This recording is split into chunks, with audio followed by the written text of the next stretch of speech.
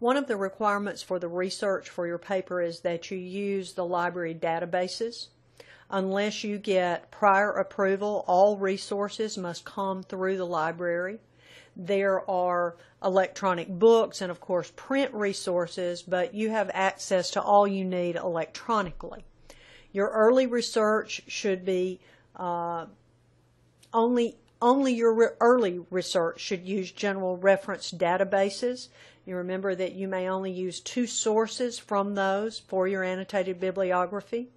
You may use popular sources for at least 4, but then you need to have at least 4 scholarly resources for your research. I wanted you to see how you can go through the library databases to find general and specific information and talk to you a little bit about the search process. When you log on to the Calhoun website, you can access the library by either clicking on the link at the top or by going through Student Services to the library link there. Either way, you will enter the library website. When you are accessing the library from campus, you have immediate access. But if you are accessing from off campus, there is a login page. Notice that there is information that gives you contact information for the library. They are open until 8 o'clock, Monday through Thursday. If you cannot log in, you need to talk to them so that they can help you access the library's databases. Notice that you can find books in the library catalog, print or electronic. You can, of course, find e-books or electronic books here. You can look at databases by subject, and we're going to look, though, at the top databases, beginning with Credo Reference. When we click on Credo Reference, it typically will open in a new page, and this is what we see. Notice that we can go to topic pages, we can find a book, we can do an advanced search, and we can use the concept map option. If I use the concept map option, and do a search for a topic, it's going to give me what it terms a concept map. And that means that I searched for freedom of speech, and it shows me, I can look at that and it'll give me a definition, but it also shows me other topics that are related to that. Speech freedom of speech, my original search. Notice that it gives me other things that are related to freedom of speech. So this may be one way that you can find keywords. It may be one way that you can find access to information that you might not otherwise think of. Notice that you can zoom in and out so that you can see more. If I'm looking at academic freedom, then I can click on it and it's going to create a new concept map that uses at the center the concept or the idea that I clicked on. So again, this is one way for you to expand your ideas or to narrow them as you are developing your topic and going through your research. Notice that additionally, I can limit my concept map to particular subjects. Notice also within Credo Reference there is something called gadgets so that I can ask for definitions, individuals, or images. So this is a great beginning place, but this is a place that you want to limit with regard to your annotated bibliography. But certainly you can come back here anytime for general information about your topic or related topics. The second general reference that I want you to look at is the Britannica Online, which is just an encyclopedia. But again, it allows us to search for general information.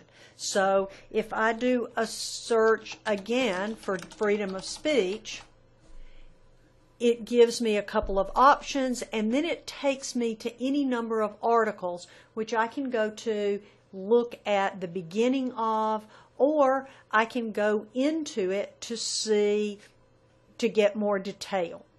Notice that there is also a dictionary and a thesaurus. there are magazines, ebooks, and primary sources, and that you can go to a web search from here. So again, the Britannica Academic Edition is a source that you can use for general information as a good starting place for your paper. If I want to find information from popular sources, then I can go to some other resources. I can go to Academic Search Premier, to ProQuest Newspapers, to Opposing Viewpoints in Context, and a Points of View Reference Center. We're going to look at a few of those. If I want current information, up to date, what's in the news right now, then I would want to go to ProQuest Newspapers. It gives me access to a number of newspapers on a national level. So I could look at any particular newspaper, or I could look at newspapers in general. Notice that I have the option for a basic search, or I have an option for an advanced search. When I go to the advanced search, notice that one of the things that I can do is to choose the fields. That is, do I want to include all of them? Do I want to choose a particular subject? Do I want to see if it is in the document text, if it is in the title? Any one of those things allows me to limit my searches in some way. Now notice also, another way that we can limit it is by selecting newspapers, magazines, reports, scholarly journals. So we actually have a scholarly journal access here in ProQuest Newsstand. Let's look and see what we can find. Notice if I type in freedom of speech into the subject line, it's going to give me a number of options. Again, this allows me to narrow my topic, or to consider how I might want to narrow my topic as I complete my research, or as I go through my research. Notice that I can limit it to particular people, to particular locations. So if this is my search, and I simply tell my search that I want freedom of speech, and I don't give it any other information other than full text, then when I search, I'm going to get 402,000 plus results. Notice that it tells me what the source is by using these symbols. It tells me that it is a newspaper. Now, if I want to change to have a specific limiter, such as scholarly sources, I can do that as well. So if I go back to that original search and I tell it my search limiter that I only want scholarly sources, and I search, then now I have 10 results. I have full text, and they are limited to specific scholarly sources. So this is one way that I can limit my sources, I can use the database, and also meet those requirements for the annotated bibliography.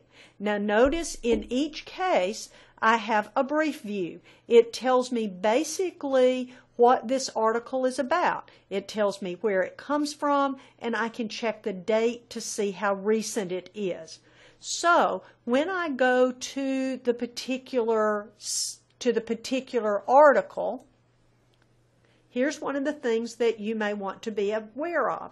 You can click on the citation link. Here's the full text, so it's a very brief article.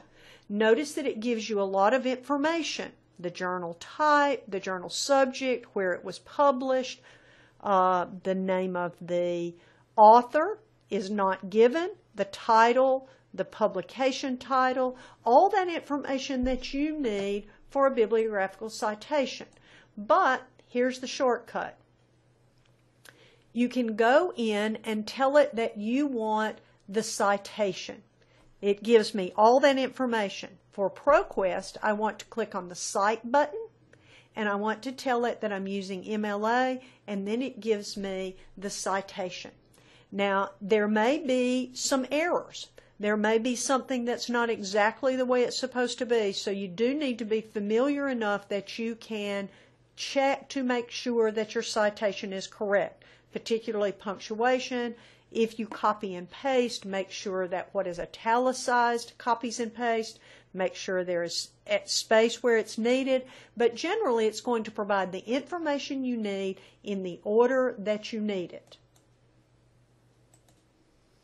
Now, I apologize, we'll backtrack just a little bit, but if I looked up freedom of speech and picked an article in the Britannica, the same thing is true. It asks me what format I want to use, and then it gives me the format. Notice that it also includes a URL, which you are not to do, but notice that it gives you a citation for an encyclopedia from an online source. And in the same way, if I searched for an article in Credo reference and click on the article title, then at the bottom it's going to give me the citation. Notice that APA is listed first, MLA is listed last, but when I click on that link, it gives me the citation for this particular article. Notice also that it gives you references so that you can do further reading if that's something that you need to do. If we go to opposing viewpoints in context, we find that we can look at alternate views on particular topics. Let's look at those. Now you'll notice that it lists topics, it groups topics and lists specific things under those groupings. But notice that if I search for freedom of speech, then what I'm going to get are opposing viewpoints in a variety of places. Featured viewpoints, academic journals, news on both a local and a regional and an international level. But notice that I do have academic journals, and notice that I have quite a few of those. So in this case, you can use opposing viewpoints as one place to find, in context, to find information about your topic, and you can look for scholarly sources within this. Academic journals is one thing that you would want to look. So in here, I have academic journals so that I can look at those. And I can look at all 188 sources. So if I go to Defending Free Speech in a Digital Age, and once again, it provides me with a source citation. All right? It gives me the document URL, but that's not required. But again, it gives you information that you need to create your citation. The last database that we're going to look at is Academic Search Premier. So if I click on it, I get the same kind of information. I can do an advanced search so that I can add limiters. Again, the idea that I can tell my search that I want it to be in the text, I want to search for an author, for subject terms, any one of these, or I don't have to identify what my search field is. I can simply add them in. So if I do freedom of speech, and I've decided, and notice it offers me options, and I've decided that I want to look at freedom of speech that has to do with digital. Notice again, it offers me options. Then I still want to come down here and do full text and scholarly or peer-reviewed journals. When I do that, and I enter my search, notice that I have 15 results. They are full text and scholarly because I have limited it to digital free speech. So now, if I go to, notice it tells me it's from an academic journal. If I go to this particular article, here I tell it that I want to cite it, and again, I have to scroll down to find the citation for MLA. But again, I have access to that information much more easily, but I still need to be sure that it's in correct form before I submit it. One other thing I want you to be aware of is the fact that you can access a PDF. If I click on this, it's going to take me to just an online source. If I click on the PDF, it's a little different. So if I click on the PDF and I had it open it in a new tab, then what I'm going to have is actually the way the source looked in its original form. All right? So I can look at this particular text, and it will have the page numbers from the original source, and it gives me a lot of the bibliographical information as a reminder. I can print it, though I may not want to. I can print one page of it if I so choose, and I can, in some cases, I can save the PDF so that I actually have it on my computer and can go back to it. That depends on the library and their relationship or their agreement with the databases. But if you want to know, then the librarians are one place to get that kind of information. So when we go to the library databases, we can choose general reference databases. We can choose other databases but have them limit the sources they give us to scholarly or peer-reviewed.